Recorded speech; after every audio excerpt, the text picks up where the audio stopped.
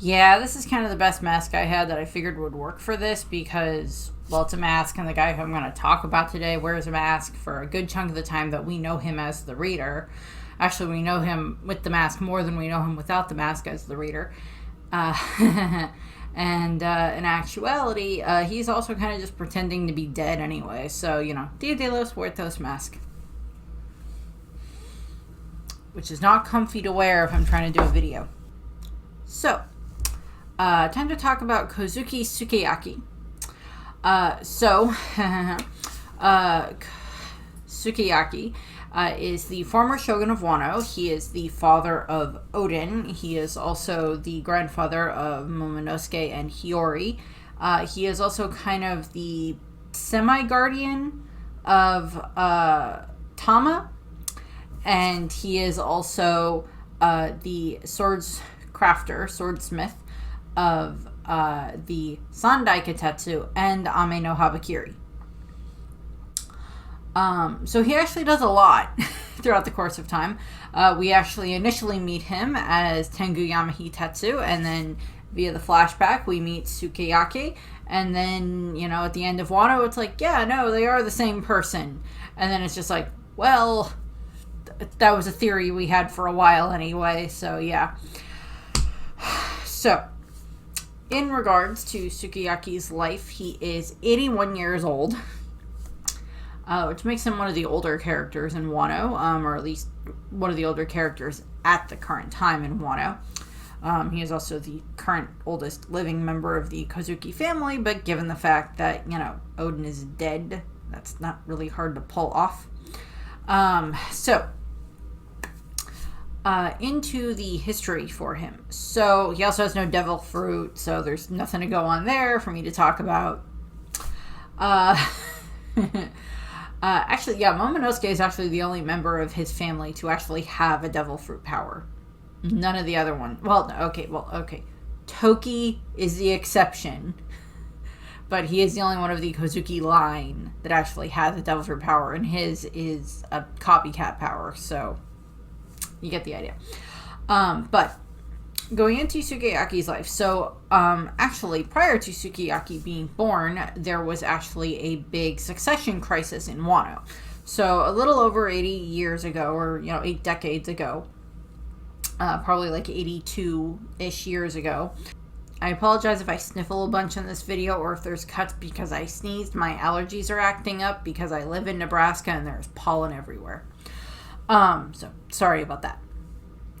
So, about 82-ish years or so, 82, 83-ish years ago, there was actually a succession crisis that was going to happen in Wano. And what was going on is that Sukiyaki's father, who we never got the name of, actually was heirless at the time. He had no children, or no living children at the very least. And he had decided that he was going to, kind of what happened was the daimyos of the different regions were getting restless over who would succeed him because there wasn't any, very obvious heir at the time. And it kind of became clear that, well, he might just pick a successor from one of the other daimyo families, or just pick one of the daimyos to be his successor. So the Kurozumi, head of the Kurozumi family at the time, the grandfather of Orochi Kurozumi, decided that he was going to try to murder his way to being the next daimyo. Which in this case didn't end well. He decided that he was going to poison the other daimyos, and he probably at least got rid of one of them, because the only daimyo clan that we don't end up really interacting with during our time frame in Wano is the Yamatsuki clan, so he may have managed to get rid of them. But that didn't end up going as smoothly as he anticipated, because A, Sukiyaki was born, so the Kozuki line was going to continue, and B, they figured out what he was doing. So he was executed. The head of the Kurozumi family at the time was executed, and unfortunately, the bad part of what happened, or the other consequence of what happened, is that the rest of his clan basically ended up getting hunted down and killed, and we see this with Orochi's backstory. and such, was just like the one sympathetic part of his backstory that you have to have for him and Kanjuro. You have to have like that sympathy there for them. Their choices and what they ended up, becoming are entirely on them for how they responded to that situation. But you have to at least have sympathy for them and the fact that like them and their parents were being punished for something that one, kind of old man did, however many decades ago. And were being punished for it, for the sins of the parent on the sin to become the sins of the child type of thing. Which is something that will get talked about a lot throughout these videos when I talk about Sukiyaki. That'll get mentioned with Oden. It'll get very much mentioned when I talk about Orochi, and of course with Momonosuke. And since I'm going to I'm telling you now, I'm going to do videos on the Scabbers, so Kanjuro will get discussed in that regard. But what ends up happening is, of course, Sukiyaki is now the heir to the shogun, the heir to Wano, to become the ruler of Wano. And for the next good chunk of time, good chunk of his life, things are going fine. He's raised to be the heir. Eventually his father dies and he becomes shogun. Sukiyaki eventually marries. We never hear anything about his wife or Oden's mother. We never hear anything about her. She may have died in childbirth. She may have been a friend of his. We have no idea. It's one of the great mystery. Well, it's not necessarily a great mystery of One Piece, like who Luffy's mother is or anything like that, but you get the idea. And eventually we get to 59 years ago, which is when Oden is born, when Sukiyaki becomes a father himself. And he has a son that he decides to name after food as well, because his own name is named after food, as is one of the running gags in Wano. It's a bunch of the different daimyos and shoguns and stuff like that have names named after they're named after food, which I find so funny. Wano itself, so many different regions are named after food in some shape or form anyway, which is just extra funny. Beyond the allergies, I'm also shedding. But what ends up happening is he has Oden, and in regards to parenting Oden, that doesn't it's not an easy task, because all throughout Oden's childhood he's throwing wet nurses, catching rabbits, fighting a bear, eventually goes and fights the Yakuza and gambles, makes his own harem up in a mountain, and all this other stuff, accidentally kills a man, goes to prison, becomes the leader of the prison. All of this other stuff happens all before Oden is 18. I'll go into much more detail of that stuff when I get to Oden himself. But so Sukiyaki is just like sitting there watching all of this happen, and that's when we get our first interaction with Sukiyaki in the story, is that or at least in the flashback, where he is, talking with his retainer or his advisor, who's like just listing off everything that Oden's done. And Sukiyaki is just like sitting there going like, oh God, why did I have this? Why is my son like this? And like, he's just been watching Oden his entire life do all of this stuff. And he does love his son. That is very evident. And we kind of see that come up a bit more later. But he does very much love his son. Also, during all of Sukiyaki's life, he ends up becoming a swordsmith. And he ends up taking up the mantle of a kotetsu, where he is trying to make these amazing swords. And he ends up forging the Ame no Habakiri and the Sandai Kotetsu in this time frame. And the Ame no Habakiri eventually ends up becoming one of Oden's favorite swords. Now, there is the question of whether or not Oden knew that his father was the one who crafted the sword. We never get an exact answer of that, as if he knew that. But, Sukiyaki, beyond being the shogun of Wano, he's also like, yeah, I have all of this stuff that I do on the side, where he became this famous swords master under the title of Kotetsu, like one of his ancestors, who, forged the Nidai Kotetsu and the Shodai Kotetsu. however many generations back, where that is part of the Kozuki line now at this point in time, where they merged. Or it could have been something that is part of his mother's heritage, but since we don't know anything about Sukiyaki's mother, we're not sure about that. But he becomes this, as famous of a swordsmith as Shimasuke Kozaburo, who, of course, during, Sukiyaki's reign, leaves Wano and heads to the East Blue while Odin is still a child, so it's just one other thing Sukiyaki has to deal with. They may have been friends. I don't know if we ever end up finding out, but we know that Kozaburo also made Enma, which also became one of, Odin's favorite swords.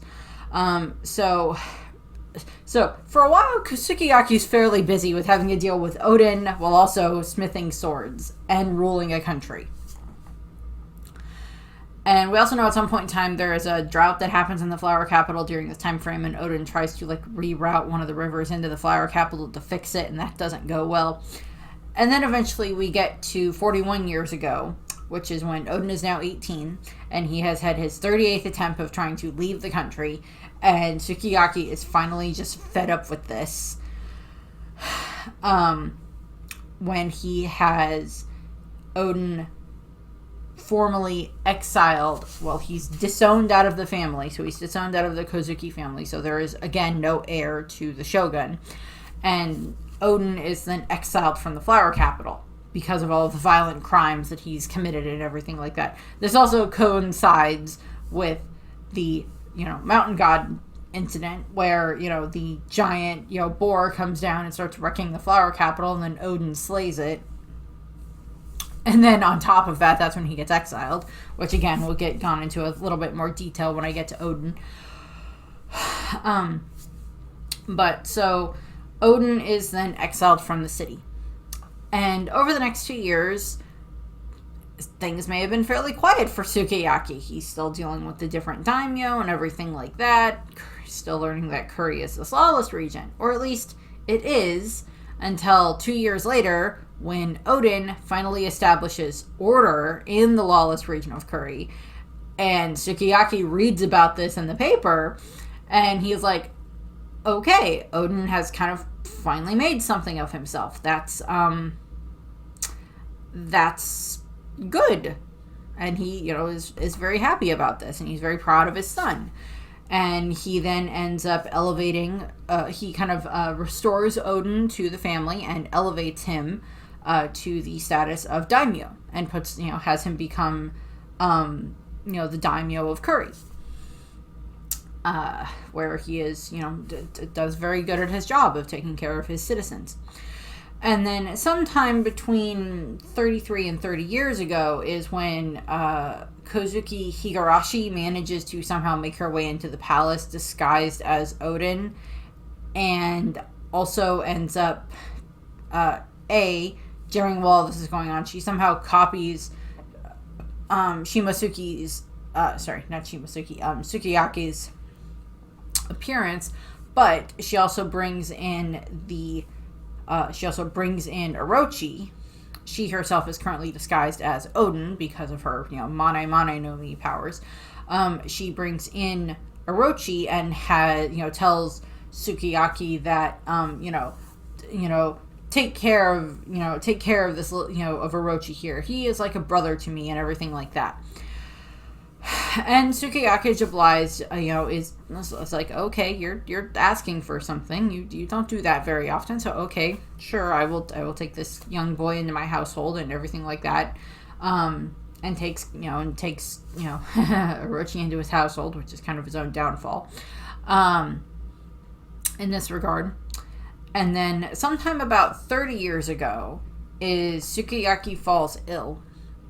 Or seemingly falls ill. And what happens is Odin comes and visits him in the flower capital, and this is when they have Odin and all of the scabbards showing up after the scabbards have spent so much time training and, learning and educating themselves and everything like that, and how to be proper retainers. And they have, they've grown both in character and in strength. And they show up at the capital. They show up in the capital city, in the flower capital, and Odin goes, and him and Sukiyaki get to see each other. And, Sukiyaki is like, you have become such a fine young man, and I'm very proud of you for it. And, they laugh together, and they have, like, a very nice conversation together. And that is unfortunately the last time that they ever speak to each other, which is very sad, because, like, neither of them knew that was going to happen. Because right after that is when, or pretty much right after that, is when Odin then, like, Whitebeard shows up, they wash up on the beaches of Curry, and then Odin is just like, take me with you, and then, like, chases after them when they leave, and is, left out of, is taken out of Wano. Also during this time frame, Orochi and his family have, of course, managed to, eventually they managed to imprison Sukiyaki in the hidden room of the palace, where he has all of the little dolls and everything like that I cannot remember how to pronounce the dolls. But he has all of those, like, collectible dolls, and that's also a room where there is one of the poneglyphs, and it's also a room where that was probably where he did all of his, like, swordsmithing. So during all of that time, Higurashi is playing Sukiyaki and is pretending to be ill while using her powers, and uses, that to name Orochi as heir until Odin returns, and then of course they just play on that everything. And eventually Sukiyaki does manage to escape. Unfortunately, this is many, many years later, and this is after Odin has been killed, and he has no idea where either of his grandchildren are, or where his daughter-in-law is, because where Toki is, and she's dead anyway. So he has no idea where any of his family are, because Momo got sent to the future, Toki's dead, Odin's dead, and Hiyori is on the run. At this point in time, she would have been probably still being looked after by Kawamatsu, because she wouldn't have gone into the flower capital yet, and be found by Denjiro. But eventually what ends up happening is, Sukiyaki is, he's blaming himself so much for everything that he allowed to happen under his watch, that if he'd just been stronger, if he'd been smarter, if he'd noticed that, like, this person was pretending to be his son, that, that they were pulling, that he'd been tricked and everything like that, that if he'd, known better, then this wouldn't have happened in the first place. He would have figured something out ahead of time, and would have been able to prevent all of the suffering, because by the time that he manages to get out, so much of the land is barren and polluted, and it's, because of Orochi's factories and everything like that, and everything with Kaido. And Orochi is just Sukiyaki is just horrified by everything that has happened to his country during this time frame, and he's blaming himself for it. And he says that he even tries to end his own life, but he can't bring himself to do it. And he ends up actually taking up the disguise, or the guise, of Tenguyama Hitetsu. And he goes off, and I think he is still, like, a swordsmith in this time frame, because he's just pretending to be he's, like, taking up maybe, like, the moniker that he used as Tenguyama, as, he was still the shogun, but this is his, like, alter ego for when he's being a swordsmith instead. And, he spends this time frame, and sometime during this time frame, he ends up coming across both Enma and Ame no Habakiri. He finds them, and he ends up taking them and hiding them, so that way eventually he can pass them down to Momonosuke and Hiyori, should they ever show back up again. Now, how he finds them, we do not know. We know that Odin gave the swords to Toki just before he was executed, and she took them. But it's like they could have been in the castle and somehow didn't get destroyed in the fire, or she hid them somewhere and eventually, he had a long time between when he got out of being imprisoned and when he took Tama in, that he could have found them. And so eventually he does find both of the swords, and he wants to give Ame no Habakiri to Momonosuke, which is the sword he personally made, wants to give that to Momonosuke, and then Enma to Hiyori. I want to point out here that the logic of this, it's like, okay, I have nothing wrong with him wanting to give Ame no Habakiri to Momonosuke, that is handing down a sword that he made, that he gave to Odin, and then Odin used, and then now he wants to give it to Momonosuke to continue on that family lineage. I'm fine with that. And then the sword, of course, Enma, was made by Shimosuke Kozaburo, and then was given to Odin at some point in time, or made and then gave to Odin later. And then, of course, wanting to pass that down to his other child makes perfect sense. But what I find as being so hilarious is that they want that... Sukiyaki's brain is like, yeah, I'll give the sword that's named after the king of hell to my granddaughter, who's a little girl at this point in time, or a young, a preteen or a teenage girl, depending on when he finds the swords. I love that concept. He's like, yeah, I'm gonna give the sword that's named after the king of hell and likes to try to eat hockey out of people and give it to a little girl. That either is like, yeah, she's Odin's daughter. She's my son's daughter. She'll be able to handle this. Or it will go to whoever shall be able to, who will ever become either her husband in the future for the, Zoro Hiyori shippers. Whoever wants to go with that, that's fine. Whatever. I don't ship it, but whatever. I like Zoro and Tashigi, but which is fine.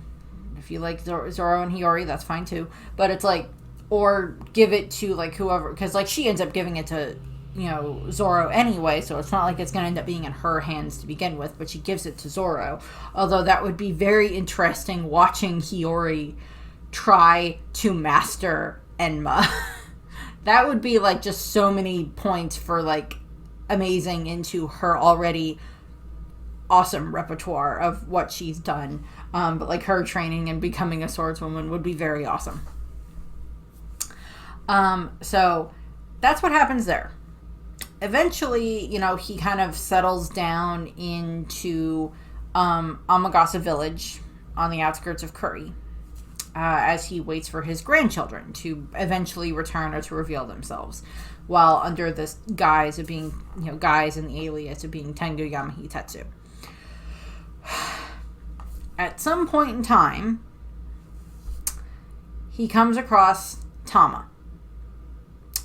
And he finds this little girl who is just selling the casa, the straw hats, and is like, yeah, I'll take one. And then he takes her in and takes her, and she lives in the, Amagasa village, and takes her in and, helps take care of her and everything, during that time frame. Also, during some time in this time frame is when the Spade Pirates show up, when, Ace shows up.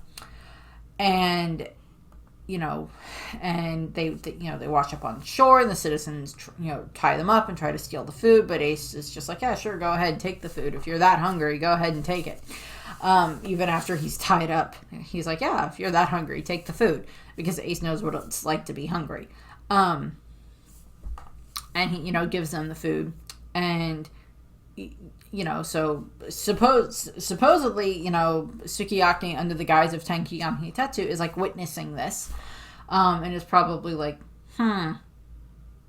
maybe I should have learned more about some of those pirates from the outside. Because, like, he doesn't know anything, really, about, like, Odin's interactions with Whitebeard and his crew, and with Roger and his crew. Like, all Sukiyaki has managed to hear is based on the rumors that people have been spreading ever since he managed to get out of being imprisoned, and managed to, listen to other people talk about, like, when Odin had returned, and everything that happened during the Hour of Legend, for what was revealed, and of course Odin wanting to, like, open up the, the land of Wano and everything like that.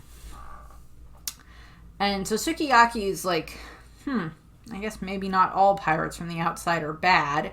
I mean, my son made friends with some of them. Kaido isn't great, but this young man isn't bad. He's being kind. He's giving our people food, and he even went to Onigashima and helped free a bunch of people. So there's that. So he's probably aware of that. And of course, so he's aware of like the promise that, Ace made with Tama. And then, Tama, is, still staying with him. And eventually we get to about a year ago. And about a year ago, and the timeline of the story is unfortunately when Drake came and destroyed Amagasa Village.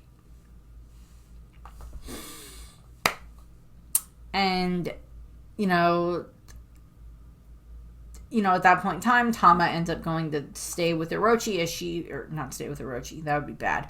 Stay with Sukiyaki as she waits for Ace to return and everything. And, he, helps take care of her and everything to work, takes care of her and helps her, has her, weave the hats, and she goes and sells them, and then they use the money to buy whatever little bit of food that they can. And he takes very good care of her for as much as he has. Now there is the question of, even way back then, whether or not he knew about her being a Kurozumi. Because, okay, there is always the question of how much Sukiyaki knew about what had happened before his birth in regards to what, Orochi's grandfather did. In regards to, killing one of the other daimyo, at the very least one of the other daimyo, and all of that. And then,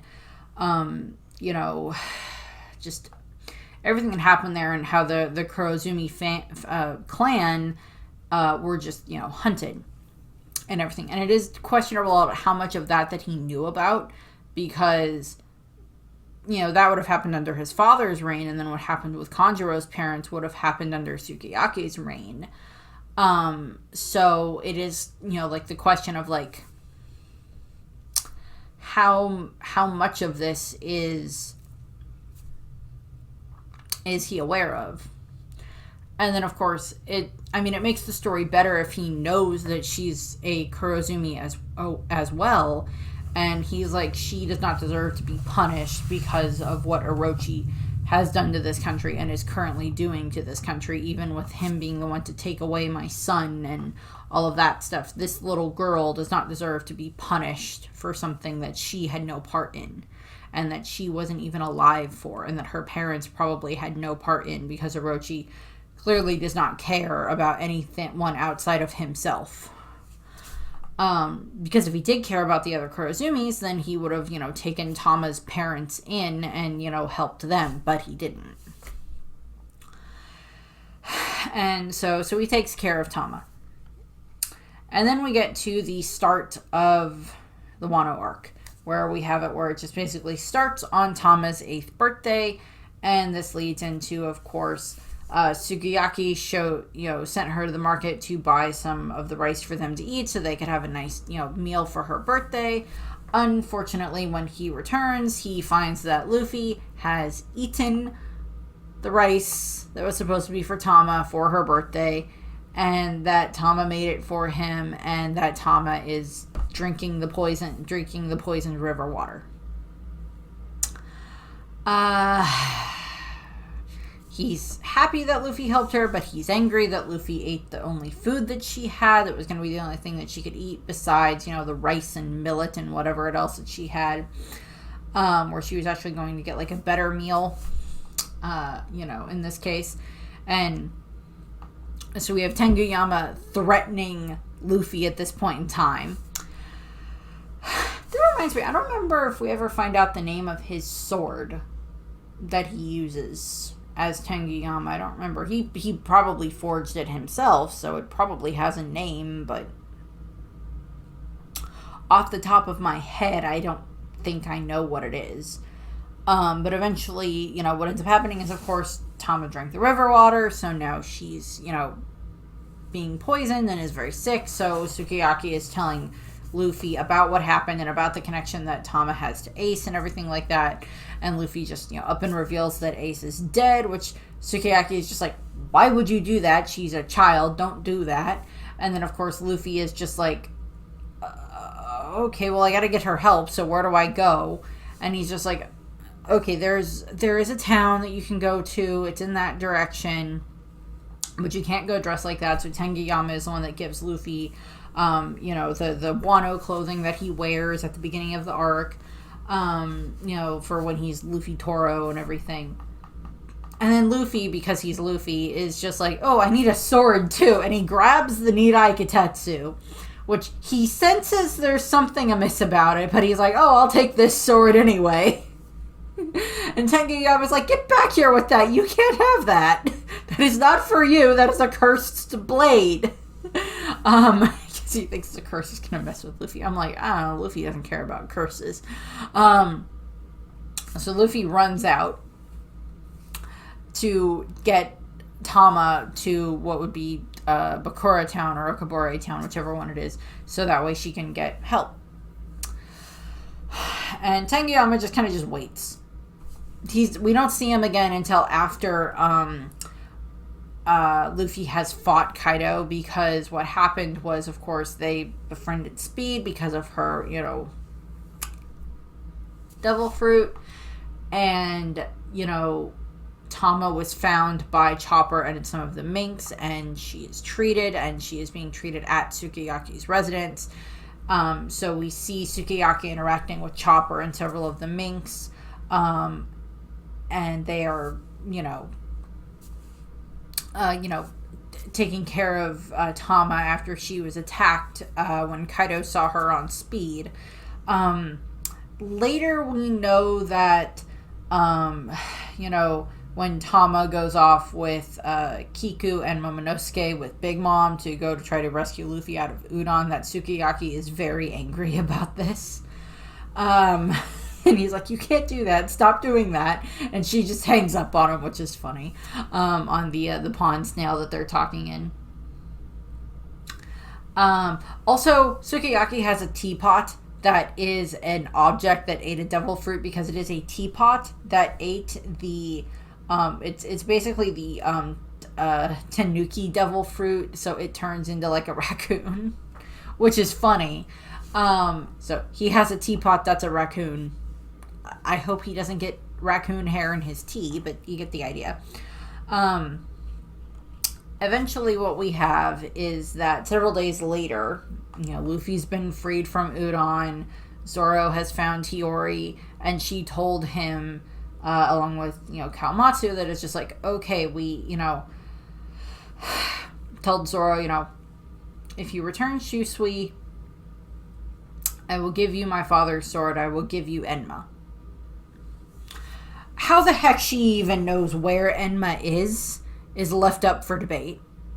Because it's like, she has not had contact with Sukiyaki, because he was under the impression that she was dead.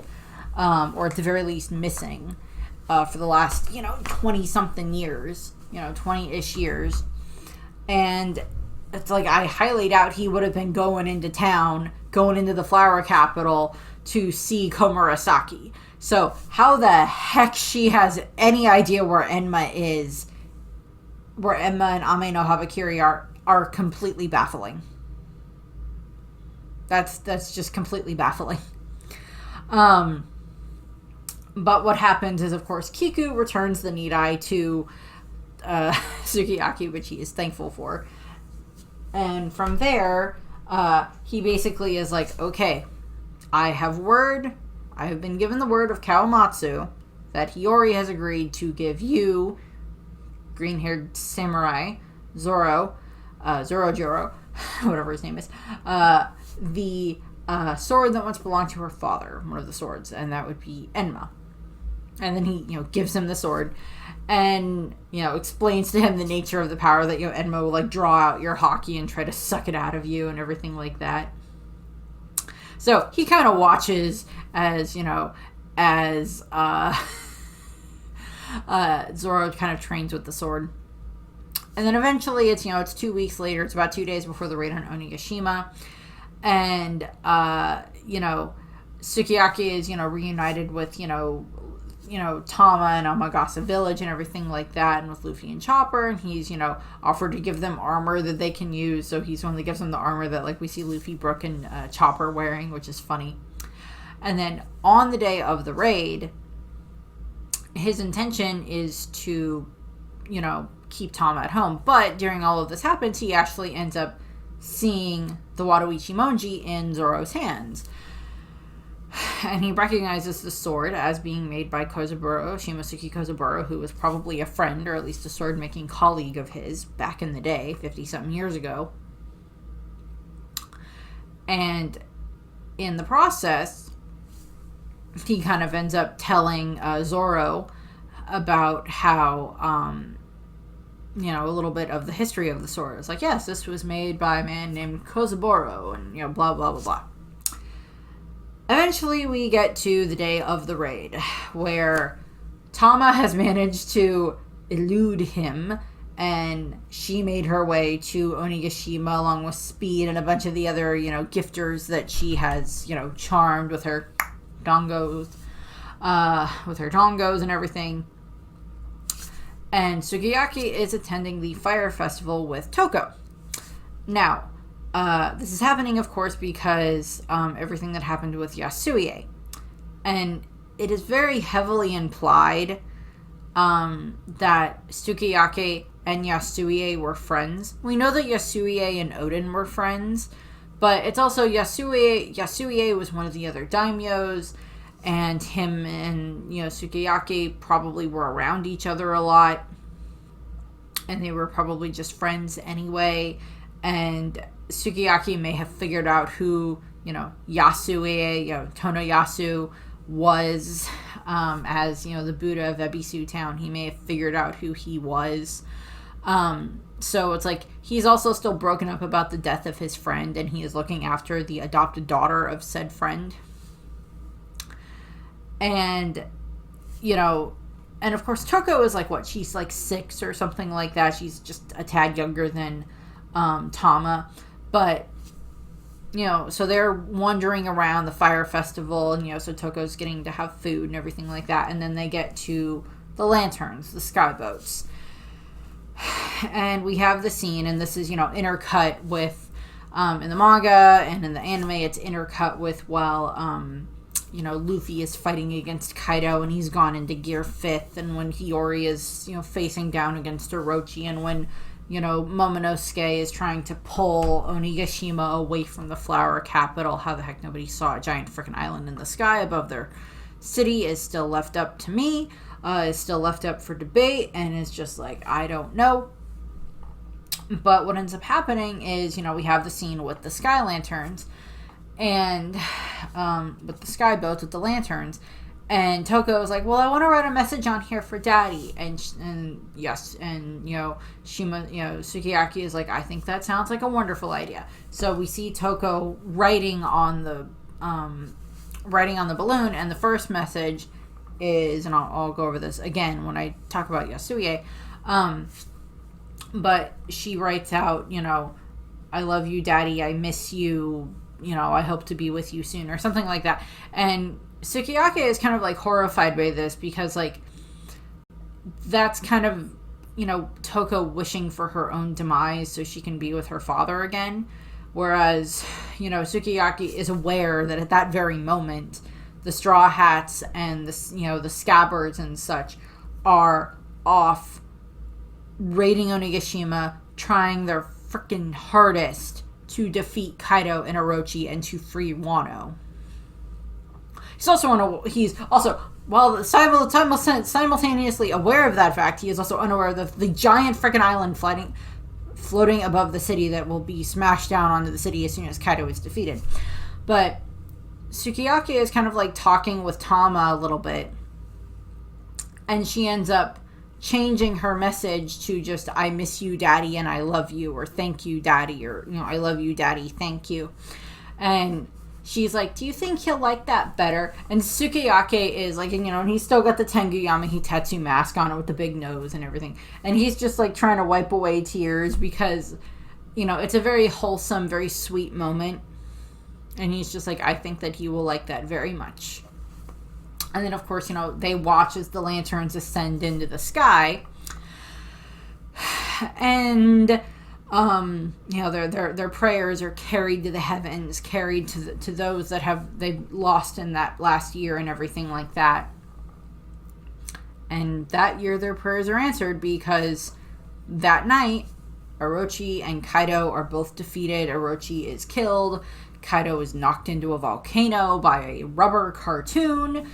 And Momonosuke saved the flower capital for being crushed by Onigashima. And so we have that.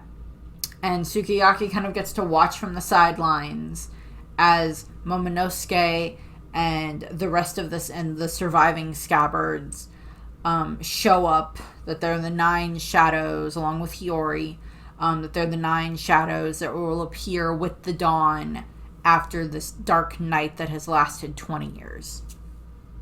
So he was definitely aware of like Toki's prophecy, I'm sure. And they come forward, and we don't see Sukiyaki during this scene. I kind of wish we did, but we don't. But like, he gets to see Momonosuke, who is now all grown up, even though he's like earlier, like, wasn't he like 8 yesterday the last time I saw him? Type of a thing. It's like, okay, he grew up again. I'm not going to ask questions, whatever. And he sees Hiyori, so he gets confirmation that she's alive and everything like that. And then we cut to a week later. And the week later is, of course, well, the whole, the flower capital is having just, another continuous celebration. What ends up happening is, of course, Sukiyaki makes his way down to the room where he had been imprisoned, and Robin is there. And Sukiyaki reveals that those are, his Kakeshi dolls or whatever they're called that are there. And he's like, aren't they wonderful? And she's like, they're actually kind of creepy. And I'm like, And she's like, and then he, takes off his mask, and like Robin is actually very surprised because like, unlike Robin, or unlike the, the scabbards, they never met Robin has never met Sukiyaki as Sukiyaki. She's only known him as Tenguyama Hitetsu. And, all of that stuff. So, her being surprised makes sense. And it's kind of like this double thing where it's just like Robin's representation of being surprised is for the people who read the manga or watch the anime and hadn't figured that out yet. And then, of course, the Scabbard's reaction to, oh yeah, we knew it all along, except for Kanemon, who didn't know it all along. We're like, yeah, we knew it all along that you were Sukiyaki. Are the people who were the theorists going like, yeah, we knew that it was Sukiyaki. We figured that out a while ago. That's been a theory for a while now. So there's like that double bit there. But what ends up happening is, Sukiyaki reveals himself to Robin, and she just jumps on the thing of like, where's Pluton? It's like, where's Pluton? And he's like, how do you even know about that? And she explains that, well, the poneglyph that is at Alabasta talked about Pluton, and it says that it is here in Wano. And he's like, okay, fine, follow me, I'll show you.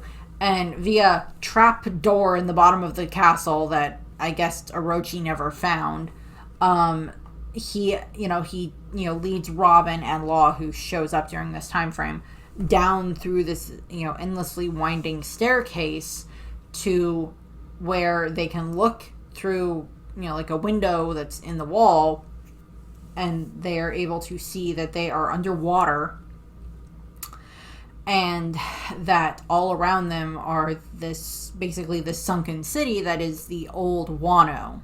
And Sukiyaki explains to them about old Wano and what had happened, at least as much as he is aware of. He's like, yes, I can read the poneglyphs. I know of this. My son could read the poneglyph. It's been passed down in our family, one generation teaching the next, all the way back to when they were first created in Wano by my ancestors.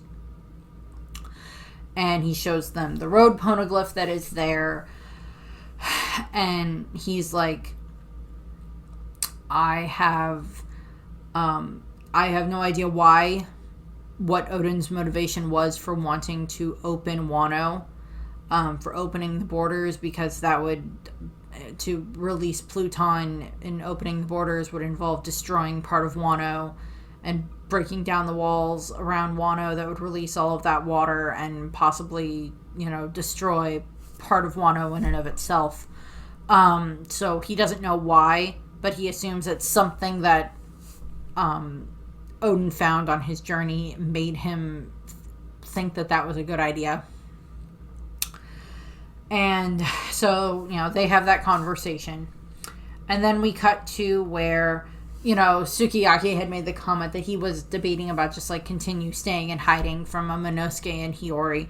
And Robin is, I think, the one who says, no, you should tell them who you are. They deserve to know, and they deserve to know that they are not the only Kozukis left in the world. And he does. And, the next scene, basically, or one of the next scenes, is, like, him going, and he is, finally fully introducing himself to Momonosuke and Hiyori as their grandfather. And they just embrace him, and they're all just crying, so sad. They're so happy that, like, there's another member of their family there. That, it's like they never got to meet their grandfather, and Toki never got to meet him either. But, like, they're just so, like, oh my God, you are alive, you're okay. And having that connection there between the three of them, which is wonderful. And then we have, like, the Scabbards show up, and they're all just like, oh yeah, we all knew it was him in disguise the whole time, except for Kinemon, who's, like, trying to pretend that he knew all along, but he never noticed.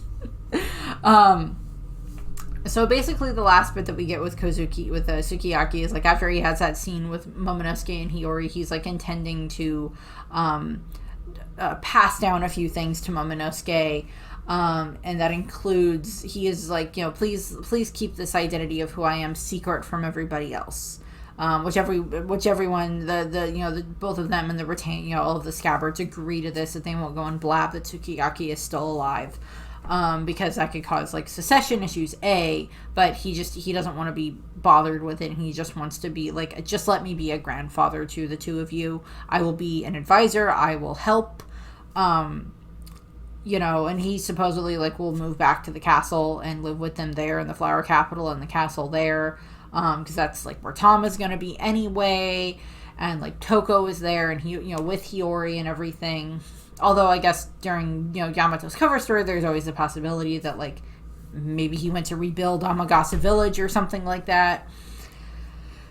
That would have been a good way to put Hawkins to work had he survived, was make Hawkins, rebuild all of the villages that were destroyed by Kaido. That would have been a good way of, like, making Hawkins repent. But so it's like, yeah, the last things that we see is just, like, or at the moment, Sukiyaki could pop up in, Yamato's cover story. We haven't seen him in the cover story yet, because he wasn't shown when Yamato was leaving the flower capital or getting ready to leave. So he might pop up in Kuri if Yamato goes to Amagasa Village. So we'll see what happens there. But, so there's that. I don't necessarily, beyond, like, the cover story, I don't really expect us to see Sukiyaki again, because beyond him, like, maybe seeing him helping, like, train Momonosuke and Hiyori and how to read the poneglyphs, and, giving Momonosuke advice about being shogun and stuff like that, I don't particularly see Sukiyaki doing a whole lot else, mostly just because he just wants to, like, be retired. I mean, like, helping take care of Tama and Toko, stuff like that, yes.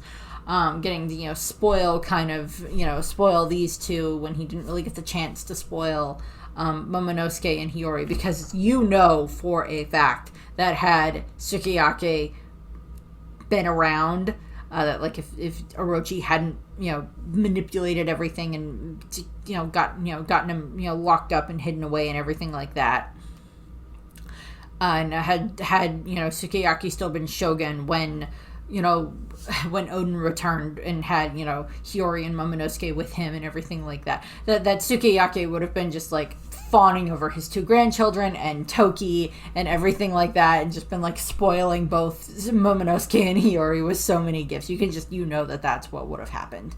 That would have been what happened. Had that been the case. That would have been the happy timeline version.